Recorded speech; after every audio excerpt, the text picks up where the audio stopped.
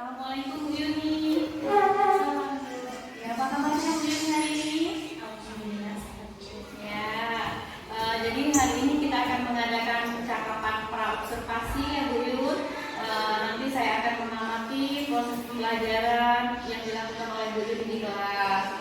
Ada tujuan dari diadakannya observasi ini yaitu untuk mengetahui dan mengevaluasi proses pembelajaran yang Ibu Yuni lakukan.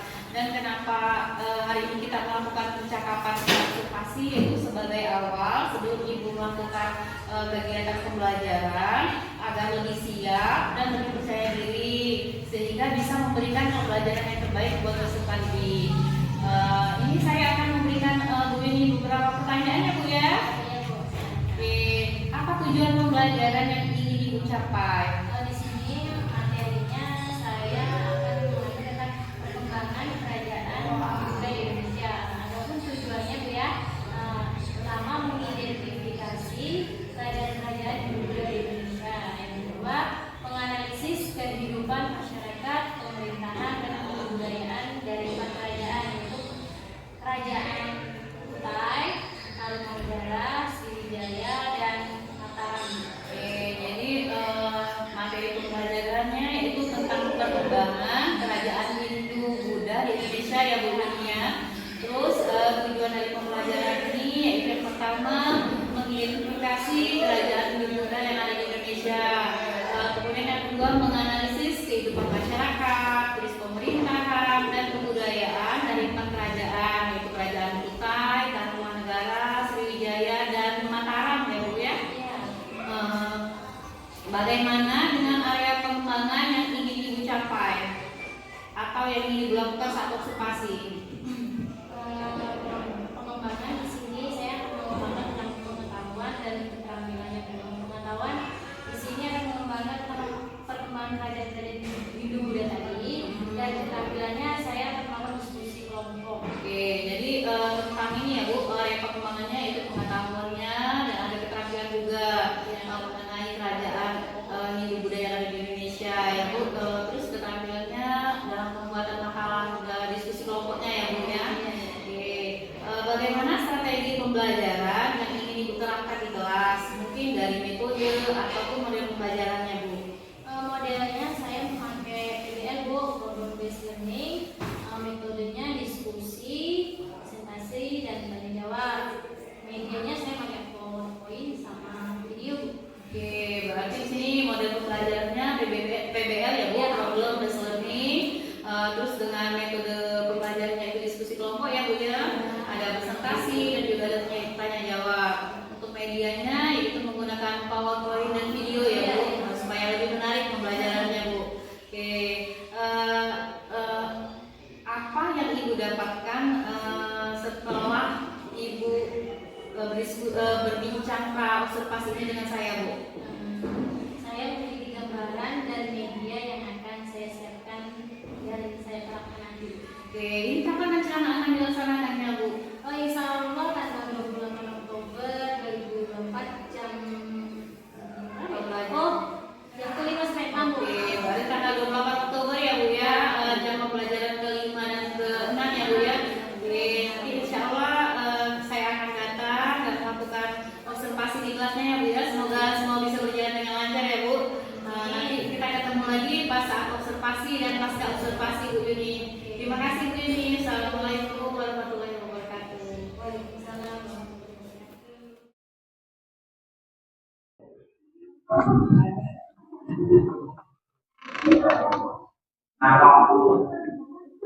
Assalamualaikum warahmatullahi wabarakatuh. Waalaikumsalam warahmatullahi wabarakatuh. Selamat pagi semua.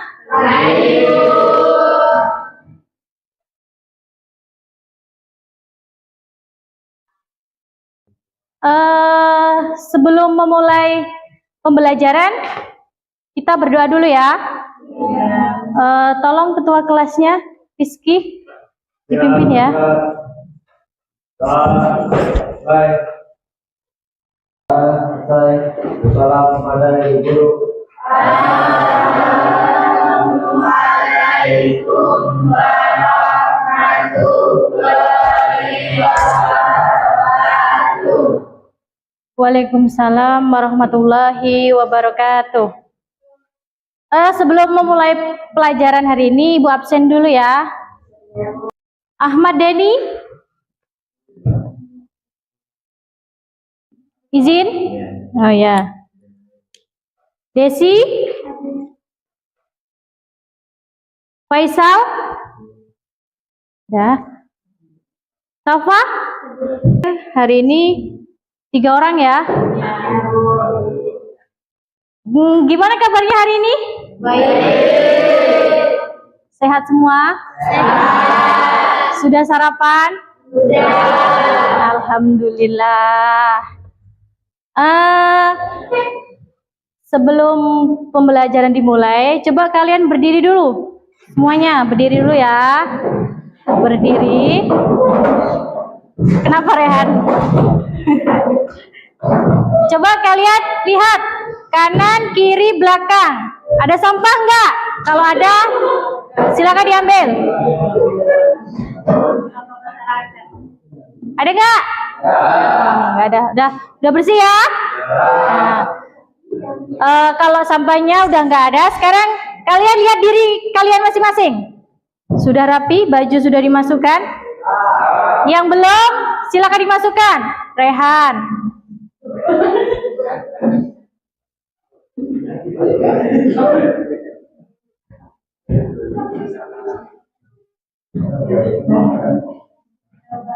Sudah? Kalau sudah, duduk kembali. Duduk kembali. Sebelum memulai pembelajaran hari ini, kita menyanyikan lagu Indonesia Raya ya. Siapa yang mau memimpin? Oh, Marsha, silakan ke depan Marsha.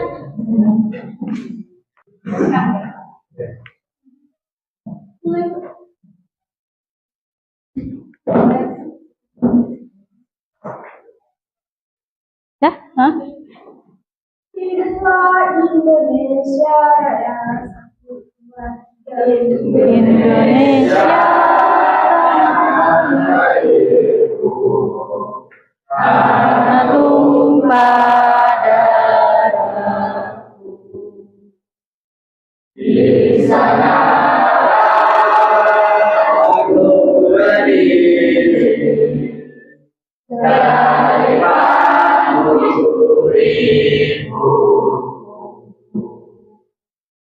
Indonesia kebangsaanku, bangsa dan tanah airku. Marilah kita bersatu, Indonesia bersatu. Hiduplah tanahku, hiduplah negeriku, bangsaku, rakyatku semuanya. Bangunlah jiwanya, bangunlah badannya, untuk Indonesia Raya. Indonesia Raya, merdeka, merdeka, tanahku, negeriku yang ku cinta. Indonesia Raya, merdeka, merdeka, hiduplah Indonesia Raya. Terima kasih. Ya. Sebelum memulai pembelajaran hari ini atau materi hari ini, sebelum Ibu berikan, Ibu mau nanya dulu materi minggu lalu. Ya? Boleh dibuka buku catatannya. Ya. Minggu kemarin kita belajar tentang apa? Hah? Minggu kemarin kita belajar tentang apa?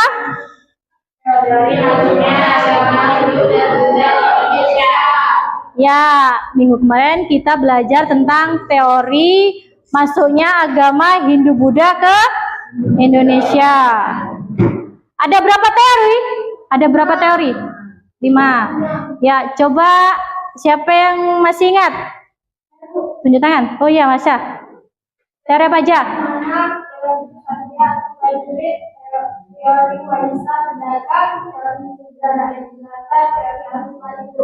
Ya, tepuk tangan buat Marsha.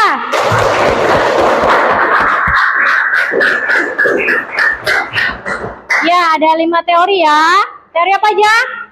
Teori Brahmana, terus Kesatria, Waisya, Sudra, arus balik. Nah, untuk materi hari ini kita akan belajar tentang apa? Perkembangan kerajaan Hindu-Buddha di Indonesia.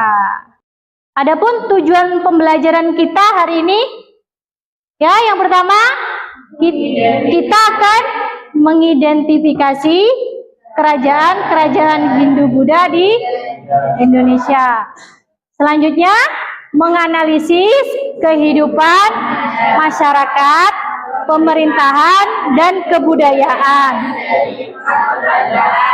Ya, kerajaan apa aja? Kutai, Manggarai, Sriwijaya, dan Mataram kuno. Nah, di sini ada gambar. Ya, gambar apa ini? Candi. Ya, candi. Candi apa? Candi Borobudur dan Prambanan. Ya, Candi Borobudur dan Prambanan.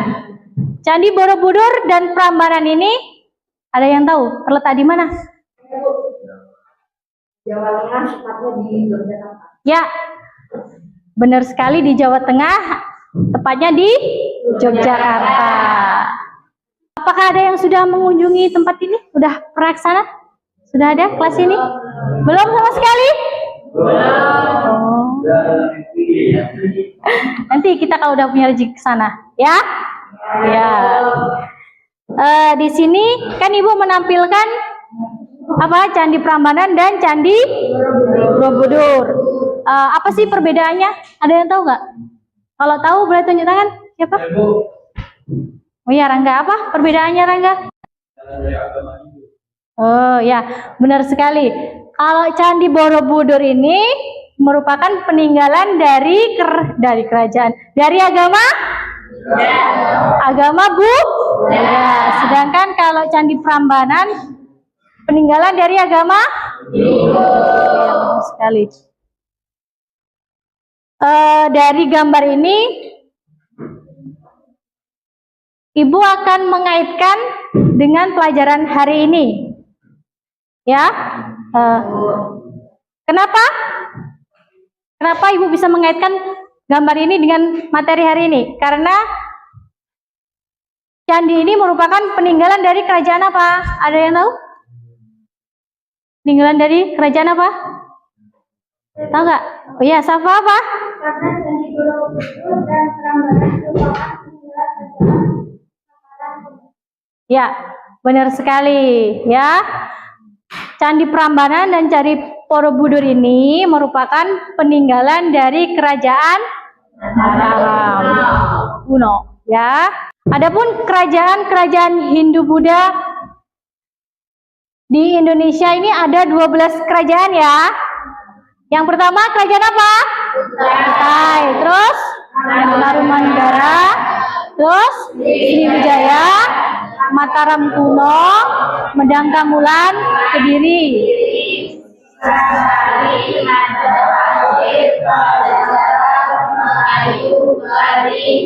Ya, dan terakhir Kalingga. Dan untuk hari ini kita membahas 4 kerajaan dulu ya, yaitu kerajaan Kutai,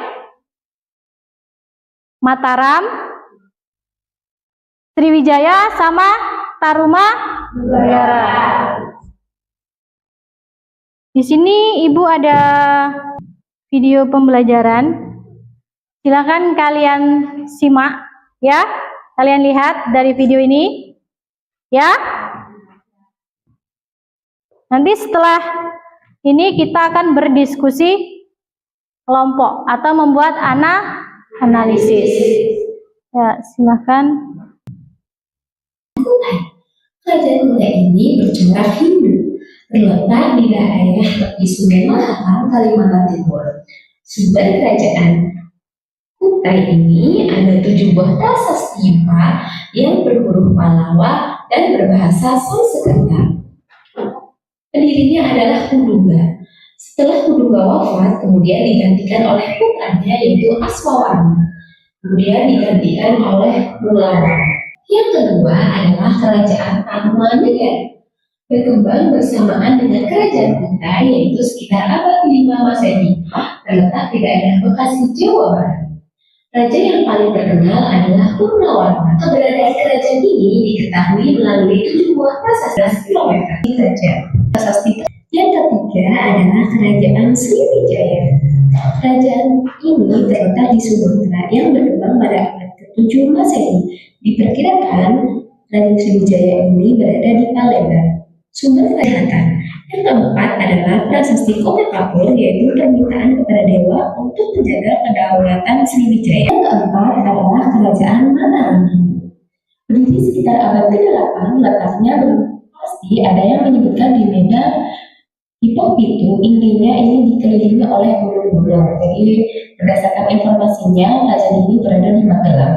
Sumbernya yaitu ada prasasti Canggal, Kalasan, Lura, Gerdu, dan sumber dari Cina. Video penjelasan tentang 4 kerajaan tadi ya. Setelah kita menonton bareng-bareng ini, kita akan melakukan diskusi atau analisis kelompok. Di sini Ibu akan membagikan kelompok. Di sini kan sudah dibagi. Di sini Ibu akan membagikan nama-nama kelompok kalian. Ya. Kelompok pertama Kutai ya. Ini tolong dirapikan. Selanjutnya ini Ibu akan membagikan LKPD.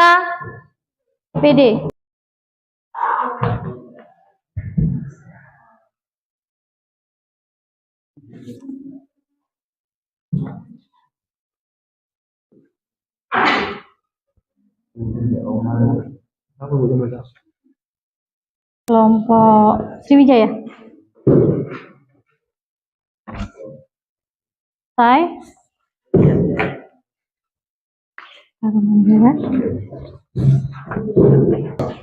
Di sini boleh dibuka LKPD-nya. Sudah? Itu kan sudah ada petunjuknya, bisa kalian baca. Sudah? Bedanya mana? Nih, di sini ya. Di sini kan nanti kalian isi atau kalian diskusikan analisis ini tentang apa? Lokasi dan sumber sejarahnya. Ada? Terus selanjutnya tentang silsilah kerajaan, terus kehidupan ekonomi, kehidupan sosial, masa kejayaan dan keruntuhan. Selanjutnya kesimpulan. Ya. Nah, silakan dikerjakan. Di sini jangan lupa nama kelompok, ya. Nama kelompoknya apa, kerajaan apa, terus anggotanya ditulis ya. Ya, silakan.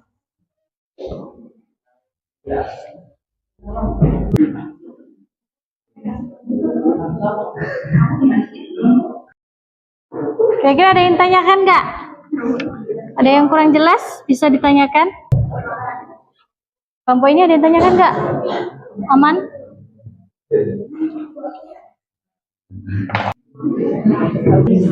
Boleh, sumbernya boleh dari HP, dari internet, buku ya.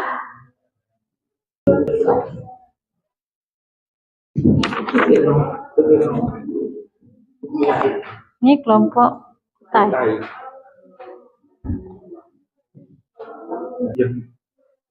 Gimana? Kehidupan sosial itu yang dimensi ini apa? Lihat sini Bu ya. Kehidupan. Kehidupan sosial Ini? dan masyarakat itu. Oh, ada lagi nggak ada kan? Ini itu. Ini. Ya. Ya.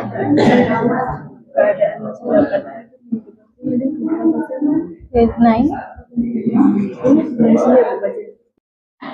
Sudah semua? Kelompok Kutai sudah?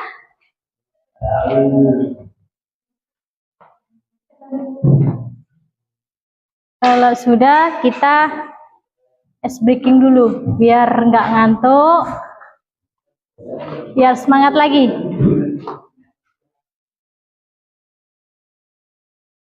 Kita berdiri dulu biar semangat. Berdiri. Semuanya berdiri. Kita tepuk pagi. Kalau tepuk pagi dua kali. Tepuk pagi. Tepuk siang tiga kali. Kalau tepuk malam, jadi nggak usah tepuk malam ya. Bisa? Coba kita ulangi dulu ya. Tepuk pagi, tepuk siang, tepuk malam. Udah konsentrasi nih ya. Kita ulangi lagi. Tepuk malam.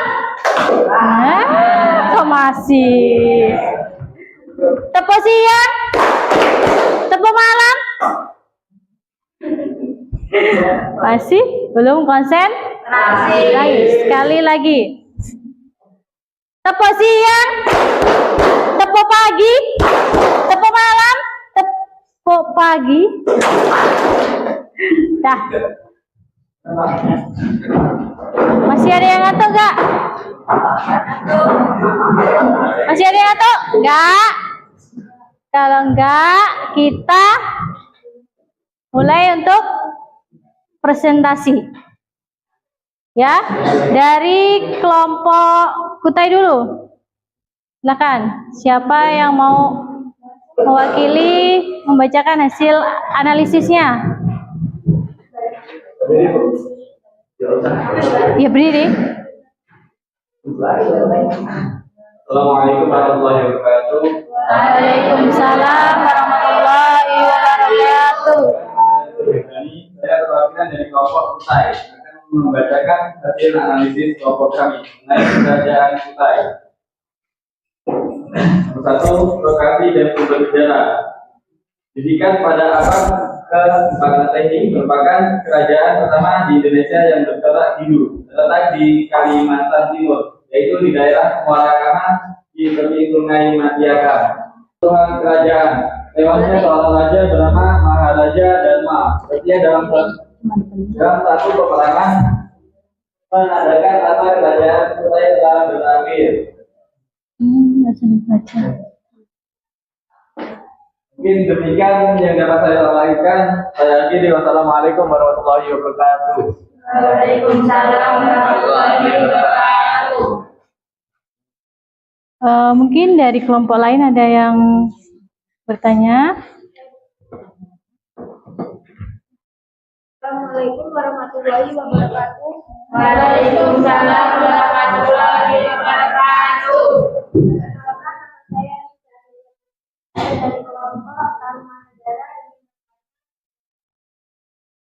Jelaskan apa bukti bahwa kehidupan ekonomi masyarakat.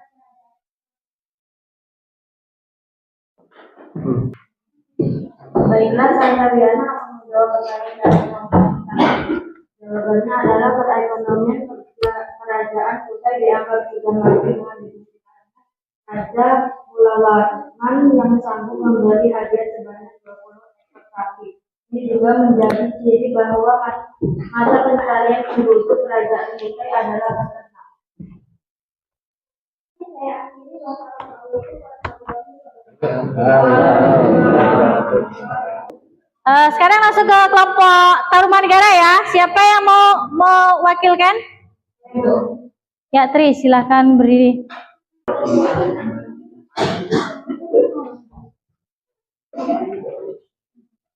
Assalamualaikum warahmatullahi wabarakatuh. Waalaikumsalam warahmatullahi wabarakatuh.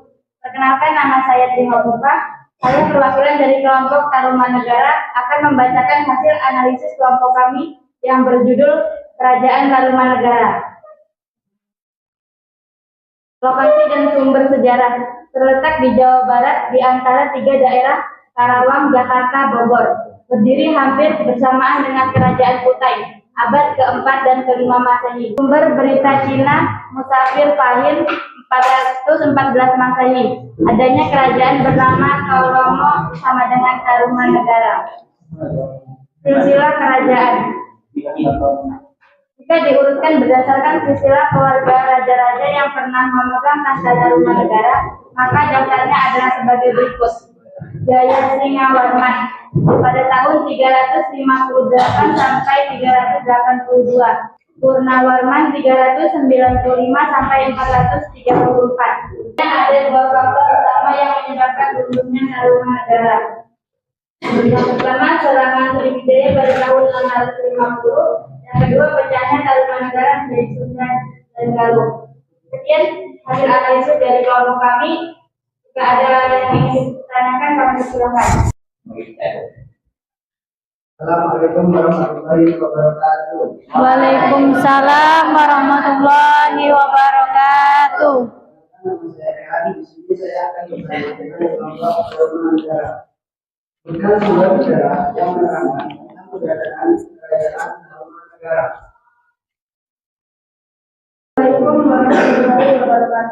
Waalaikumsalam warahmatullahi wabarakatuh. Saya Fatima di sini akan menjawab pertanyaan dari kelompok Mataram. Pertanyaannya, sebutkan sumber sejarah yang menerangkan tentang keberadaan kerajaan Tarumanegara. Jawabannya, sumber sejarah yang menerangkan tentang keberadaan kerajaan Tarumanegara adalah ditemukannya 7 buah prasasti, yaitu 1. Prasasti Ciaruteun, 2. Prasasti Kebon Kopi, 3. Prasasti Jambu, 4. Prasasti Tugu, 5. Prasasti Lebak, 6. Prasasti Pasir Awi, 7. Prasasti Muara Janten. Bagaimana jawaban dari kelompok kami? Bisa diterima?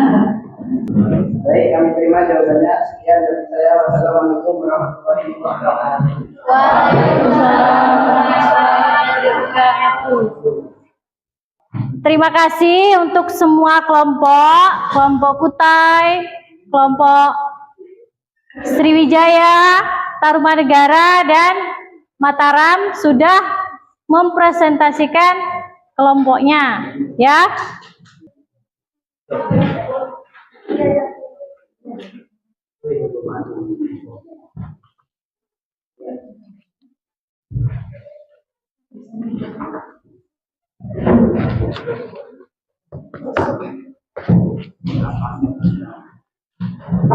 Sudah semua?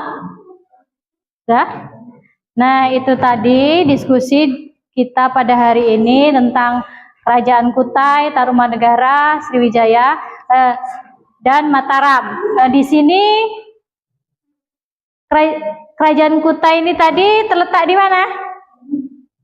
Di Kalimantan Timur. Tepatnya di mana? Tepi Sungai Mahakam. Terus kalau Kerajaan Tarumanegara terletak di mana? Tarumanegara terletak di Jawa Barat. Kerajaan Sriwijaya terletak di Palembang, Sumatera Selatan. Sedangkan Kerajaan Mataram kuno terletak di Jawa Tengah dan Jakarta. Nah, itu ya. Sini kita langsung membuat kesimpulan. Di sini ada yang bisa membantu Ibu untuk membuat kesimpulan? Ya, silakan. Kerajaan Kutai adalah salah satu kerajaan tua di Indonesia Kerajaan ini diperkirakan berdiri pada abad keempat hari ini dan dikenal sebagai kerajaan dulu yang berpengaruh di bawah wilayah. Seperti sejarah yang mendukung keberadaan kerajaan mulai adalah Kalimantan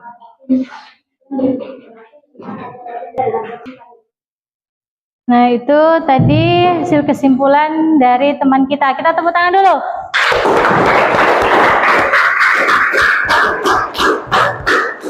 Ada yang lain mau menyimpulkan? Ya, Rita, silakan. Kerajaan Tarumanegara adalah salah satu kerajaan Hindu yang terletak di wilayah Jawa Barat dan berdiri pada abad ke-4 hingga abad ke-7. Raja yang paling terkenal dari kerajaan Tarumanegara adalah Raja Purnawangman yang memerdeka pada abad ke-5 Masehi. Sekian kesimpulan dari saya. Ya, terima kasih untuk Rita.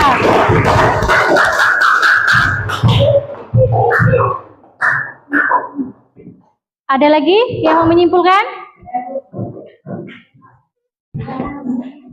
Kerajaan Sriwijaya adalah kerajaan Malaysia yang terletak di Sumatera Selatan, tepatnya di Palembang, sekarang di perkiraan.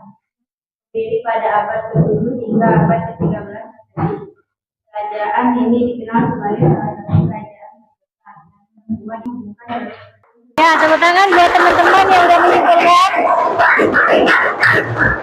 Itu tadi kesimpulan materi kita pada hari ini. Selanjutnya kita akan refleksi dulu ya. Ini Ibu akan bagikan, kalian silahkan nanti bisa kalian centang di sini ya.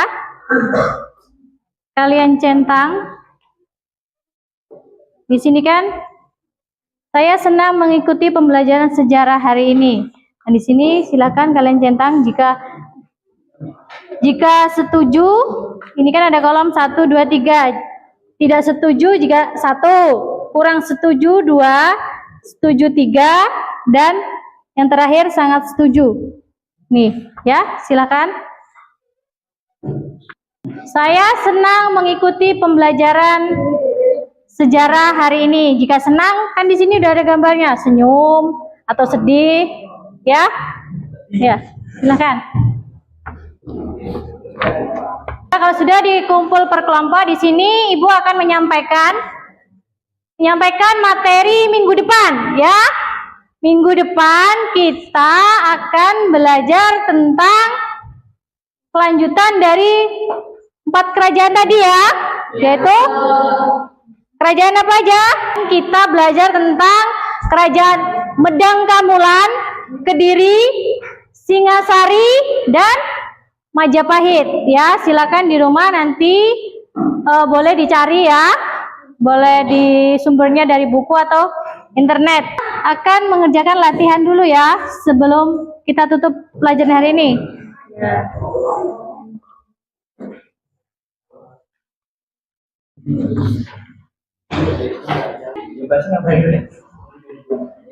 Dikerjakan. Kalau sudah dikumpul sama refleksi tadi ya.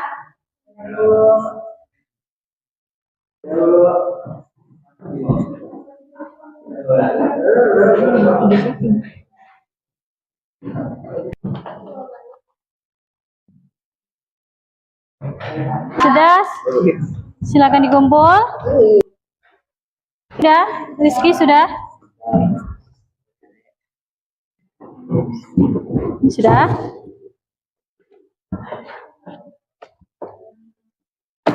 Sudah semua? Ya. Untuk materi hari ini ada yang ingin tanyakan? Nggak ada? Kalau nggak ada, untuk mengakhiri pelajaran kita pada hari ini, kita berdoa terlebih dahulu ya. Silakan Rizky, Ketua. Ya, baik. Dan selesai bersalah kepada Ibu Guru.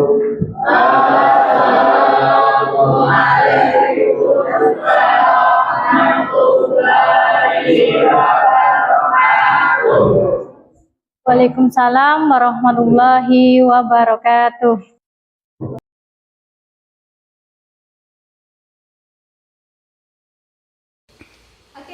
Assalamualaikum warahmatullahi wabarakatuh. Waalaikumsalam warahmatullahi wabarakatuh. Adi, apa kabar Bu Dian dan Bu Yuni? Alhamdulillah sehat Ibu. Gimana Ibu sendiri nih? Iya, alhamdulillah sehat walafiat, senang bisa sampai ke sini ya SMKN 1 Tunggalir gitu. Perjalanan cukup jauh, tapi ini adalah bagian dari tanggung jawab yang memang harus dijalankan. Tadi setelah subuh gitu berangkat persiapan, lalu yang sampai tadi di pelabuhan ya, pelabuhan di Pulau Rimau itu, lalu ke sini naik apa tadi Bu? Ketek. Dan naik masih lagi nyambung dengan transportasi mobil. Tadi sebelumnya pernah pakai motor ya. Suatu perjalanan yang memang memerlukan motivasi ya, memerlukan motivasi dan kekuatan hati itu untuk sampai di sini. Oke, semoga Bu Dian sama Bu Yuni itu tetap mempertahankan motivasi sama menanamkan baik tentang bagian dari tanggung jawab. Oke. Ya.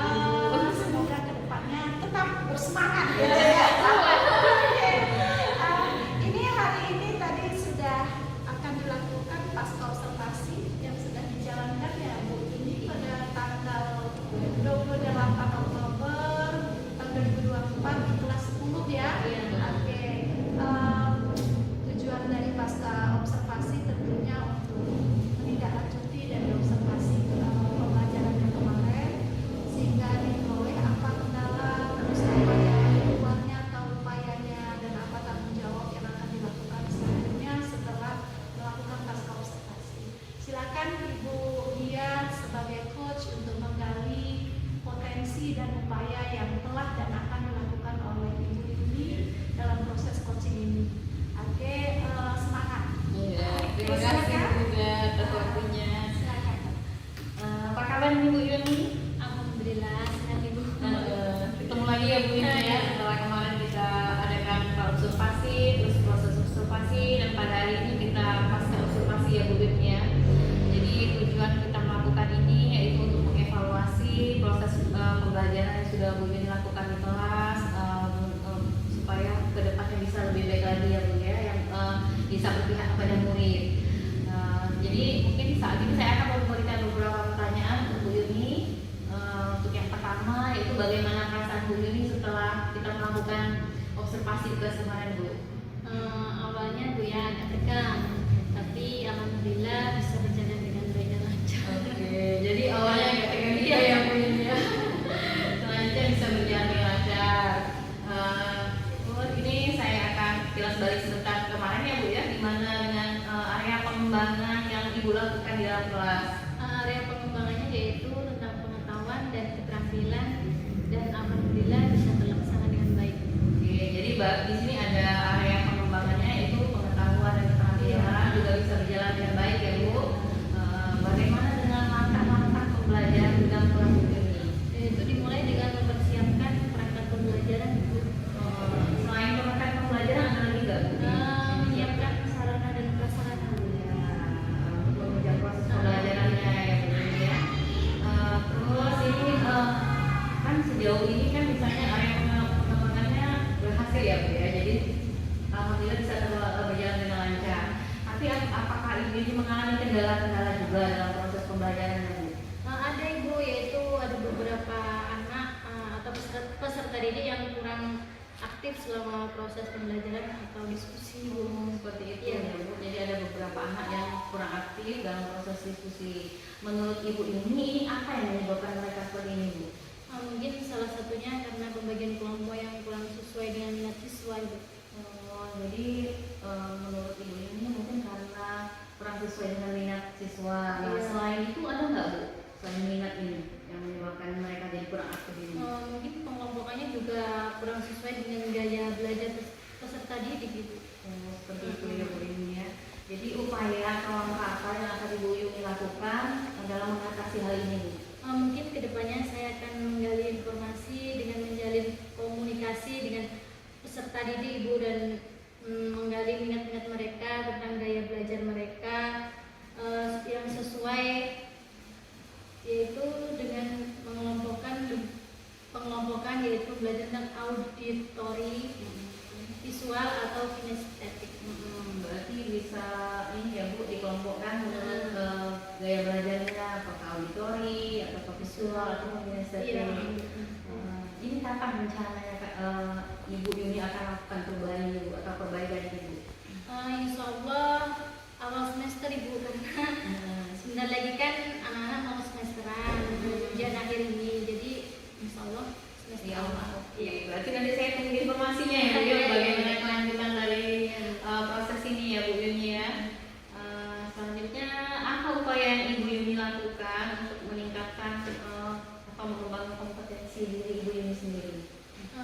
Di sini saya akan meningkatkan kemampuan saya untuk menyajikan dalam pembelajaran Ibu, yang mungkin pembelajaran yang saya berikan itu mungkin kurang menyenangkan dengan siswa, atau mungkin model pembelajaran yang saya berikan kurang sesuai. Mungkin saya akan memasukkan model pembelajaran KSE Bu, yaitu seperti games, ice breaking, atau memberikan musik, sehingga siswa itu tidak merasa bosan atau monoton dengan pembelajaran yang saya berikan. Jadi akan menambahkan KSI ya Bu ya dalam proses pembelajarannya. Jadi seperti adanya ice breaking, ada games ya Bu ya, jadi lebih menarik ya Bu ya, tidak membosankan. Selain itu ada nggak Bu upaya Bu Yuni untuk mengembangkan kompetensi Bu Yuni sendiri? Upaya yang saya lakukan, saya akan mengikuti pelatihan baik secara daring ataupun luring Bu. Bisa dijelaskan Bu yang seperti apa contoh yang dari Ibu lakukan secara daring maupun luring ini? Kalau secara daring, saya akan mengikuti pelatihan di PMM ataupun seminar secara online Ibu. Kalau luring, saya akan mengikuti pelatihan MGMP. Ya, jadi cara Bu Yuni untuk meningkatkan kompetensi diri ya Bu, bisa secara daring maupun secara luring ya Bu ya. Terima kasih banyak atas waktunya ya Bu Yuni ya. Dari perjalanan kita mulai dari pra-observasi, terus observasi, dan hari ini pasca observasi. Terima kasih banyak ya Bu Yuni ya. Sama-sama. Saya berikan waktunya kepada Ibu Ida untuk memberikan umpan baliknya Bu. Silakan Ibu. Oke, tadi terima kasih Bu Dia sama Bu Yuni yang sudah melakukan proses coaching ya, dari mana Bu Dia sebagai coach dan Bu Yuni sebagai coaching. Dari pengamatan saya ini sudah sesuai dengan alur tirta ya. Tadi tujuannya adalah untuk mengetahui sejauh mana proses pembelajaran yang diamati untuk dilakukan perbaikan kalau ada kendala ataupun ada peningkatan dari kompetensi yang sudah dicapai. Tadi juga identifikasinya sudah diperoleh, apa itu identifikasi dalam proses pembelajaran yang rasanya perlu ditingkatkan. Tadi dikatakan bahwa peserta didiknya itu ada beberapa yang kurang aktif dalam ikut pembelajaran, dan sudah digali juga oleh Ibu Dia untuk menangani kendala tersebut. Bagaimana kata Bu Yuni bilang bahwa saya akan melakukan komunikasi terhadap murid atau terhadap peserta didik untuk mengetahui minat dan gaya belajar agar pengelompokannya lebih matching gitu ya. Tapi bagus sekali juga Ibu Yuni itu merasa bahwa mungkin saya perlu memperbaiki diri gitu ya, dengan belajar baik daring ataupun luring. Oke. Lalu sudah dapat tuh upayanya, sudah dapat. Lalu tadi sudah digali juga oleh Ibu Dia bentuk tanggung jawabnya bagaimana untuk melakukan ini. Maka akan dilakukan pada semester depan ya, karena sekarang sudah mendekati pada ujian akhir ya, ujian semester. Oke, secara keseluruhan itu sudah tercapai semua tirtanya ya, tujuan identifikasi, lalu refleksi, lalu rencana tindak lanjut dan tanggung jawab itu sudah berjalan. Saya hanya memberikan beberapa keinginan mungkin ini coaching itu kompetensi yang akan mengalir seiring dengan seringnya kita melakukan kegiatan coaching. Jadi saya berharap kompetensi yang sudah dimiliki Bu Dian maupun Ibu Yuni itu dibagikan atau dikembangkan kepada rekan lain untuk melakukan proses coaching, yaitu menggali upaya atau potensi dari coachnya untuk menyelesaikan masalah secara potensi yang dia miliki. Itu saja, semoga tetap bersemangat di SMK 1 Tunggal ini yang lumayan jauh. Bila saya dalam penyampaian sebagai observer ataupun memberikan umpan balik itu ada salah kata atau kurang berkenan, saya mohon maaf. Akhir kata, wassalamualaikum warahmatullahi wabarakatuh. Waalaikumsalam warahmatullahi wabarakatuh. Terima kasih atas waktunya Bu Ida dan Bu Ini. Alhamdulillah kita telah menyelesaikan proses percakapan pasca observasi. Saya akhiri dengan mengucapkan wassalamualaikum warahmatullahi wabarakatuh. Waalaikumsalam warahmatullahi wabarakatuh.